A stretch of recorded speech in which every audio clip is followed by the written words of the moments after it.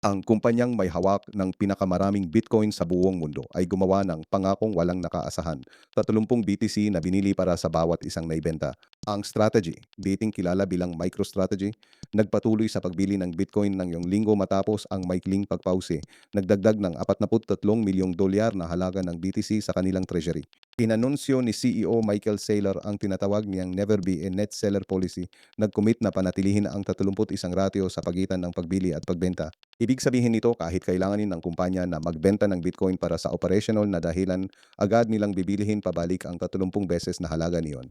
Ang strategy ang pinaka-agresibong corporate buyer ng Bitcoin mula noong 2020 at ang hagbang na ito ay nagpapatunay na ang accumulation strategy ay lumalaki pa lamang para sa mga market. Ang mensahe mula sa pinakamalaking corporate Bitcoin holder ay hindi na maaring maging mas malinawa, hindi sila magpapabagal. Mag-subscribe na